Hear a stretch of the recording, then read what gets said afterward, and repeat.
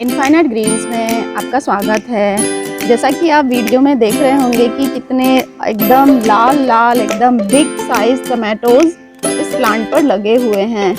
ये देखिए कितने खूबसूरत और कितने अच्छे एकदम फुल्ली राइप एकदम रेड, जो एकदम साइज़ भी बहुत अच्छा बिग साइज़ है इनका। देखिए कितने सारे।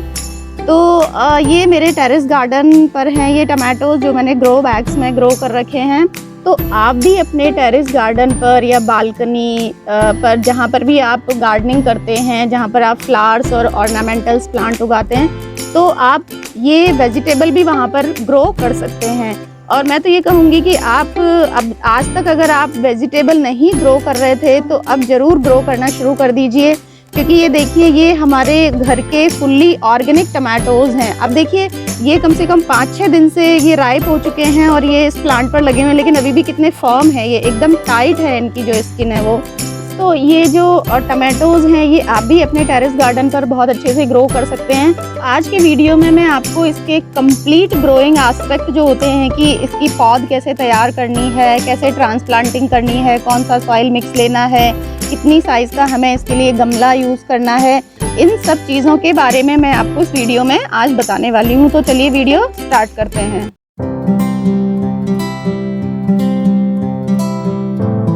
तो फ्रेंड्स, जो सबसे पहला पॉइंट आता है टमाटर अपने टेरेस गार्डन में ग्रो करने के लिए, वो आता है कि इनका हम सीड सिलेक्शन कैसे करें।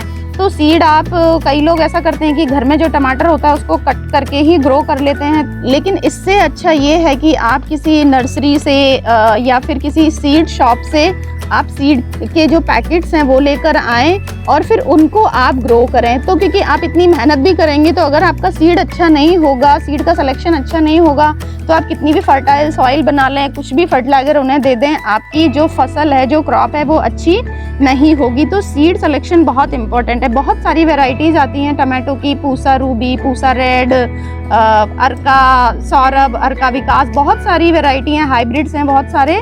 तो उनको आप ग्रो कर सकते हैं। तो बेटर है आप सीड मार्केट से लाके अगर ग्रो करें तो ज़्यादा अच्छा होगा। और उसके बाद जो ये टमाटो है आप थ्रू आउट ईयर कभी भी ग्रो कर सकते हैं। और मेनली जैसे आपको विंटर क्रॉप चाहिए तो आपको इसकी जो सीड्स होएंगे वो आपको इसमें जुलाई अगस्त में कर देनी होगी। और अगर समर और स्प्रिंग की क्रॉप चाहिए तो आपको नवंबर तक इसके बीज बो देने होंगे। और मार्च अप्रैल में भी आप इनको ग्रो कर सकते हो। तो आप कभी भी through out year tomato grow कर सकते हैं अपने गार्डन में। तो जो इसकी सबसे पहले हमें इसकी पौध तैयार करनी रहती है। तो पौध तैयार करने के लिए जो मैं मिक्स यूज़ करती हूँ वो 1 पार्ट मैं कोकोपीट लेती हूँ और 1 पार्ट उसमें मैं ये क्या कहते हैं अपना सैंड मिक्स करती हूँ और थोड़ा सा उसमें वर्मी कंपोस्ट और फंजीसाइड मिक्स करके मैं इसका जो सीडलिंग तैयार करने के लिए मिक्स तैयार करती हूँ। तो उसमें आप सीडलिंग तैयार कर सकते हैं, बहुत अच्छे से वो ग्रो होती है। अब सीडलिंग हमारी तैयार हो गई तो उसके बाद पॉइंट आता है कि सीडलिंग की हम ट्रांसप्लांटिंग करेंगे। लेकिन ट्रांसप्लांटिंग से पहले भी हम, क्योंकि अब मेन उसमें पॉट में हम इनको ट्रांसप्लांट करेंगे, तो उससे पहले पॉइंट आता है कि इसके लिए हम जो कंटेनर लेंगे वो कैसा यूज़ करेंगे। तो कंटेनर इसके लिए हमें थोड़ा बड़ा यूज़ करना है। जो मिनिमम साइज़ है वो आप जैसे ग्रो बैग में अगर ग्रो कर रहे हैं तो 12 बाई 12 का ग्रो बैग इसके लिए सही रहता है। मतलब मिनिमम आपको इतना तो यूज़ करना ही है। 12 बाई 12 में आप एक प्लांट लगाएं और अगर आपका 15 बाई 15 है या उससे बड़ा है तो आप उसमें 2-3 प्लांट्स लगा सकते हैं। लेकिन 12 बाई 12 में आपको एक ही प्लांट लगाना है। देखिए जैसे मैंने ये जो ग्रो किया हुआ है, मेरा ये घर पे ही बनाया हुआ ग्रो बैग है, जिसका मैंने एक वीडियो भी शेयर किया है चैनल पे, आप देख सकते हैं। उसमें जो चावल का कट्टा या इस तरह की जो प्लास्टिक के वो रहते हैं, बैग्स रहते हैं, उससे मैंने ये प्रिपेयर किया। उसी में मेरा ये टमाटो के प्लांट्स लगे हुए हैं। तो और आप पॉट में भी लगा सकते हैं, लेकिन आपको थोड़ा बिग साइज़ का लेना पड़ेगा। लेकिन मैं प्रेफर करती हूँ कि टेरेस गार्डनिंग जो लोग करते हैं वो अगर ग्रो बैग में उगाएं। जैसे ये देखिए ये मार्केट वाला ग्रो बैग है, ये 15 बाई 15 का है। तो इस तरीके से आपको ग्रो बैग यूज़ करना है। और उसके बाद आता है कि इसके लिए हम ग्रो बैग में भरने के लिए मिक्सचर कैसा प्रिपेयर करें। तो चूँकि आप टेरेस गार्डनिंग कर रहे हैं तो अपनी छत पे बहुत ज़्यादा वेट भी आपको ऐसा लगता है कि बहुत ज़्यादा वेट हो जाता है, तो उसके लिए आपको थोड़ी सी लाइट सॉइल प्रिपेयर करनी पड़ेगी। तो उसके लिए आप 40% अपना गार्डन सॉइल ले सकते हैं, 30% वर्मी कंपोस्ट या काउडंग मैन्योर या किचन वेस्ट कंपोस्ट जो भी आपके पास अवेलेबल हो वो आप यूज़ कर सकते हैं। उसमें 20% राइस हस्क, जैसे मैंने जो प्रिपेयर किया है वो मैं आपको बता रही हूँ। 20% उसमें राइस हस्क प्लस 10% उसमें मैंने सैंड मिक्स किया है। सैंड मैं कम मिक्स करती हूँ क्योंकि सैंड में थोड़ा वेट ज़्यादा होता है और सैंड हमारा जो मीडिया होता है उसकी पोरोसिटी को बढ़ाता है, ड्रेनेज को सही करता है, तो उसके लिए मैं उसमें राइस हस्क मिक्स कर देती हूँ। राइस हस्क मिलाने का फ़ायदा होता है, एक तो राइस हस्क बहुत लाइट वेट होता है, उसको वेट नहीं होता है। आप राइस हस्क नहीं है तो आप उसकी जगह कोकोपीट भी यूज़ कर सकते हैं, लेकिन बेटर है आप राइस हस्क यूज़ करें अगर आपको कहीं से अवेलेबल हो जाता है। और दूसरा बेनिफिट राइस हस्क का होता है कि ये समय के साथ डिकम्पोज हो जाता है और हमारे प्लांट को न्यूट्रिशन देता है, मतलब खाद में कन्वर्ट हो जाता है। तो और इसमें मैं थोड़ी सी नीम खली और थोड़ा सा फंजीसाइड मिक्स करके, और हाँ बोन मील आपको इसमें ज़रूर ऐड करना है थोड़ा सा। तो इस तरीके से फुल्ली ऑर्गेनिक जो सॉइल मिक्स है वो आप अपने टमाटो प्लांट के लिए प्रिपेयर कर सकते हैं। आप थोड़ा चाहें तो इसमें कुछ चेंज कर सकते हैं अपनी अवेलेबिलिटी के अकॉर्डिंग। बाकी मैं जो मिक्सचर प्रिपेयर किया है मैंने मेरे प्लांट्स के लिए वो मैंने आपको बताया है। तो इस तरीके से आपको अपना सॉइल मिक्स प्रिपेयर करना है। अब सॉइल मिक्स हो गया, हमने ग्रो बैग भी रेडी कर लिया। अब आता है कि हमें सीडलिंग की ट्रांसप्लांटिंग करनी है। तो ट्रांसप्लांटिंग करते टाइम हमें ध्यान रखना है कि हमें जो हमारी सीडलिंग है उसका मैक्सिमम मतलब डीप हमें इसको लगाना है। जैसा आप वीडियो में देख रहे होंगे कि आपको छोटे छोटे रोए नज़र आ रहे होंगे इस पे, ये देखिए इसके स्टेम पर दिख रहे हैं। तो ये जब सॉइल के कांटेक्ट में आते हैं तो ये रूट में कन्वर्ट हो जाते हैं। तो जितना डीप आप अपने उसको लगाएंगे प्लांट को उतना ही रूट सिस्टम उसका अच्छा होगा, तो आपका प्लांट हेल्दी होगा। और आप जानते हैं हेल्दी प्लांट पर ही हेल्दी फ्लावरिंग एंड फ्रूटिंग होती है। और एक और चीज़, जब हमें इसको हम ट्रांसप्लांट करेंगे तो जो हम ऐसे होल प्रिपेयर करेंगे इसको लगाने के लिए, उसमें हमें थोड़ा सा बोन मील डाल लेना है।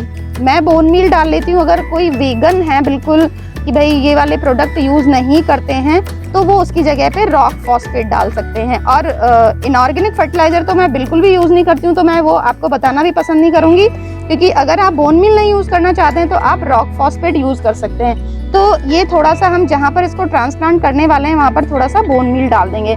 तो जो इसकी ये लोअर लीव्स हैं सीडलिंग की, इनको भी हमें रिमूव कर देना है। तो इतना पोर्शन हम इसका मिट्टी में दबाएंगे। तो उससे बोन मील से क्या होता है कि बोन मील में फास्फोरस होता है। तो फास्फोरस जो होता है वो इसकी जो रूट सिस्टम है उसके डेवलपमेंट के लिए बहुत अच्छा होता है। और आप जानते हैं कि हेल्दी अगर रूट सिस्टम होगा तो हेल्दी आपका प्लांट होगा, और हेल्दी प्लांट पर डिजीज़ पेस्ट भी नहीं लगते हैं, और आपकी फ्लावरिंग एंड फ्रूटिंग मतलब आपकी फसल अच्छी होती है। तो इस तरीके से हमें इसको ट्रांसप्लांट करना है। और फिर उसके बाद ट्रांसप्लांटिंग के बाद हमें इसकी थोरोली वाटरिंग कर देनी है। तो इस तरीके से हमें हमारी जो सीडलिंग हमने ट्रांसप्लांट की है उसकी थोरोली हमें वाटरिंग कर देनी है इस तरीके से।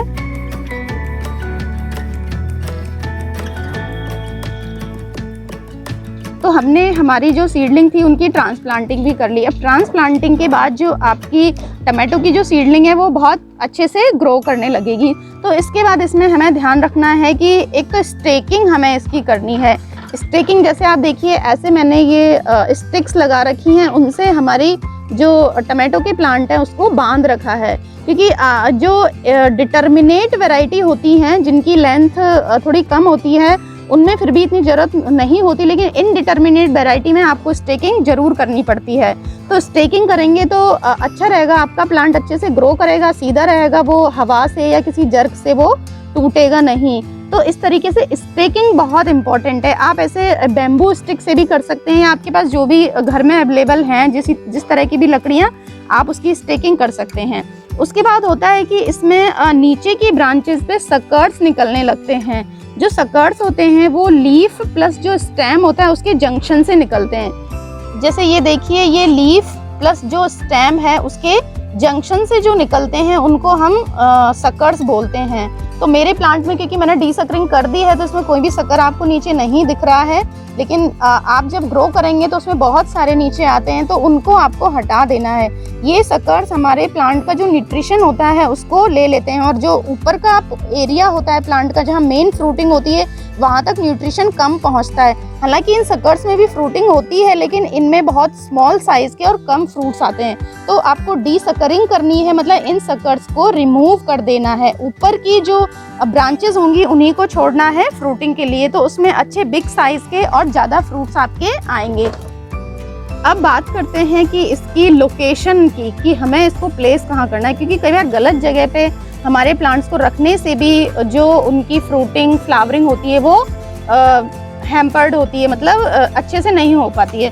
तो ये सन लविंग प्लांट है, इसको हमें फुल सनलाइट में रखना है। जैसे आज जहाँ पर आपका जो एरिया, आपकी बालकनी या टेरेस जहाँ पर भी आप ग्रो कर रहे हैं, वहाँ पर जिस जगह पर 6 से 8 घंटे की सनलाइट आती हो कंटिन्यूसली, उस जगह पर आपको इसको प्लेस करना है। हाँ, जैसे आप अभी समर क्रॉप अगर लगा रहे हैं तो इसको पार्शियल शेड में आप रख सकते हैं, क्योंकि जैसे हमारे राजस्थान में तो इतनी ज़्यादा गर्मी होती है कि प्लांट हमारा जल ही जाएगा एकदम गर्मी में, उसको फुल सनलाइट में रख दिया तो उस समय पे आप इसको पार्शियल शेड में रख सकते हैं। लेकिन नॉर्मली विंटर क्रॉप ले रहे हैं आप, तो आपको इसको फुल सनलाइट में ही रखना है।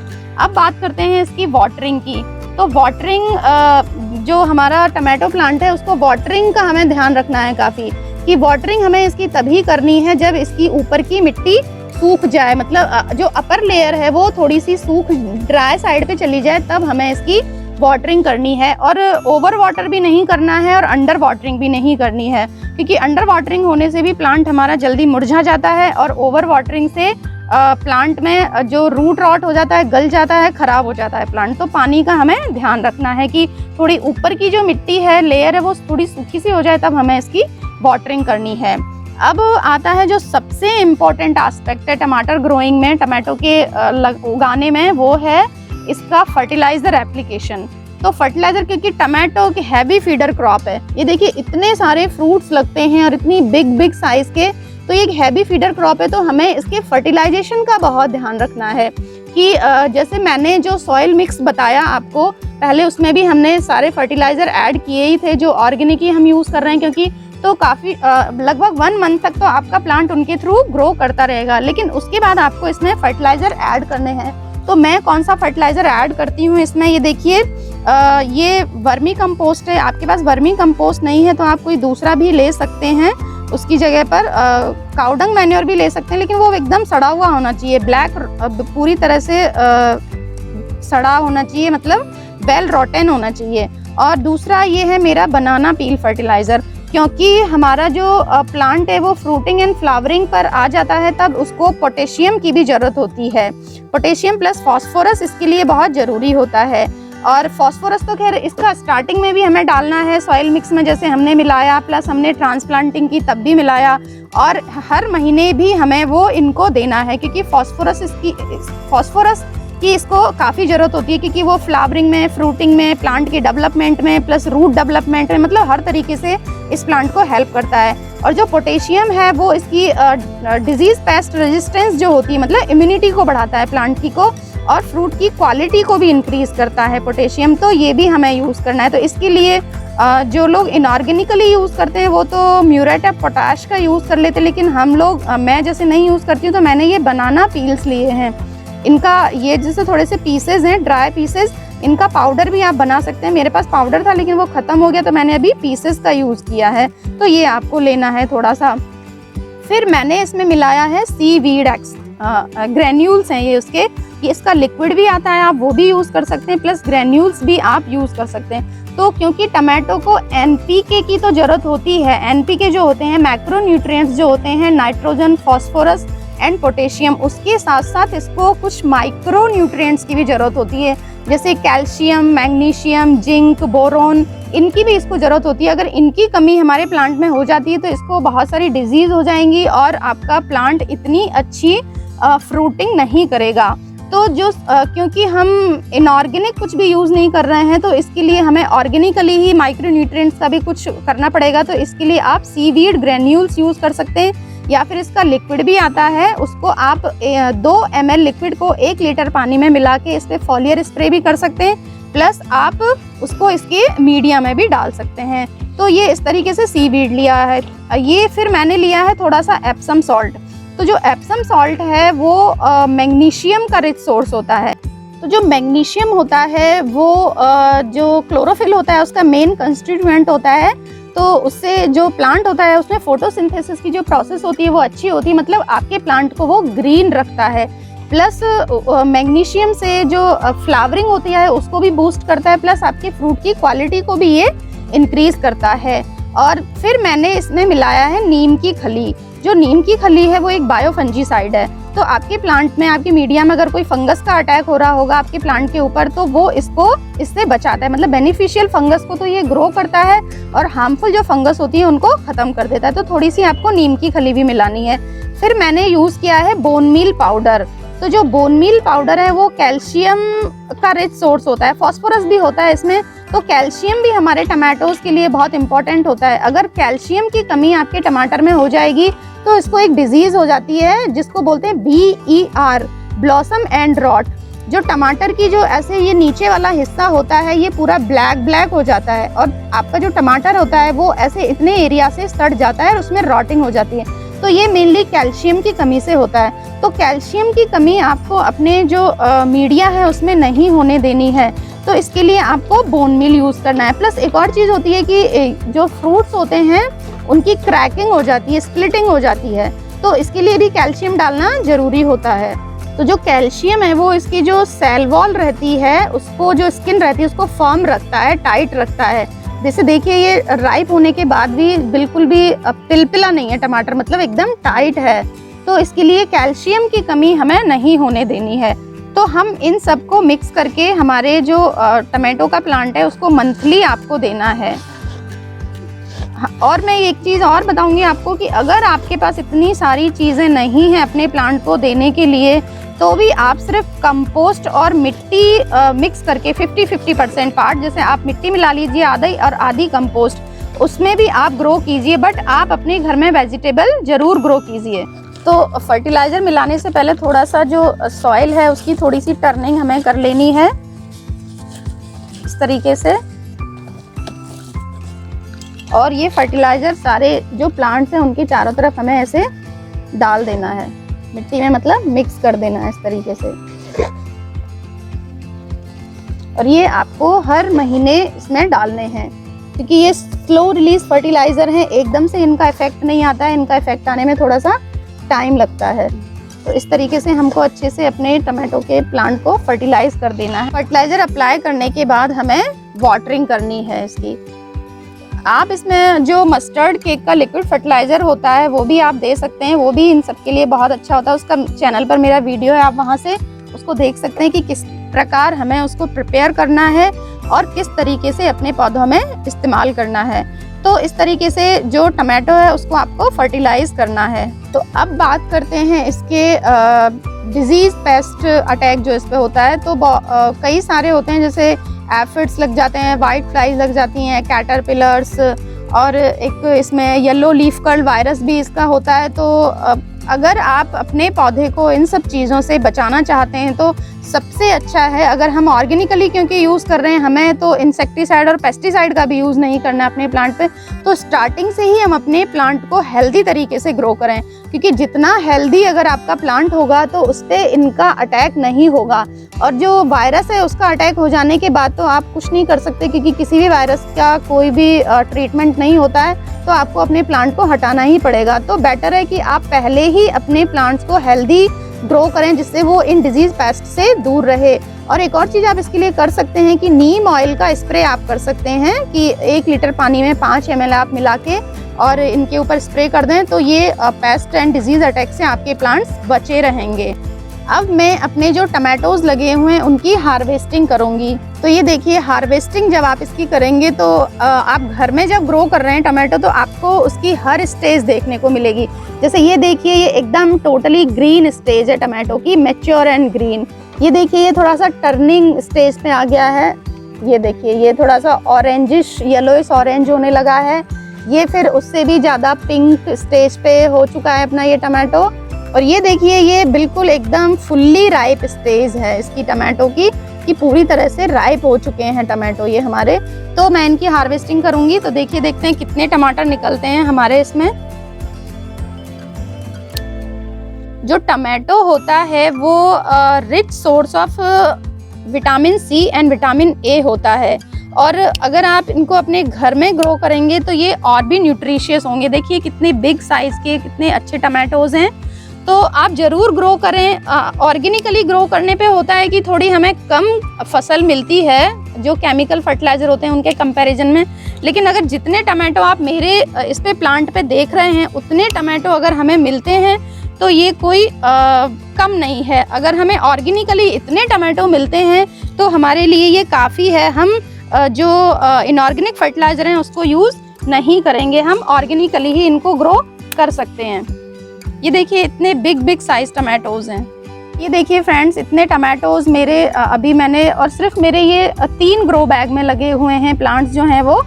तो देखिए कितने सारे टमाटर निकले हैं, और ये इतने फर्म हैं बिल्कुल भी, मतलब अभी 3-4 दिन तक भी आप इनको रखे रहेंगे तो अच्छे रहेंगे, ये फ्रेश रहेंगे। तो वो इसीलिए होता है क्योंकि हमने इनको ऑर्गेनिकली ग्रो किया है, तो इनकी जो शेल्फ लाइफ होती है वो ज़्यादा अच्छी होती है बजाय जो हम मार्केट से टमाटोज़ लेते हैं उनके।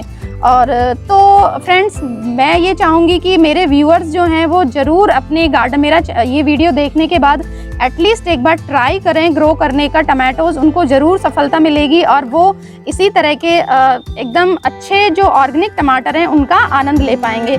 तो फ्रेंड्स, मेरा ये वीडियो अगर आपको अच्छा लगा तो मेरे चैनल को आप सब्सक्राइब करें और वीडियो को लाइक एंड शेयर करें, और जो भी आपकी क्वेरीज हों इससे रिलेटेड, टमाटो ग्रोइंग से रिलेटेड, वो आप मेरे कमेंट बॉक्स में डाल सकते हैं, वहाँ मुझसे पूछ सकते हैं, मैं आपको वहाँ रिप्लाई करूँगी। Thanks for watching, happy gardening.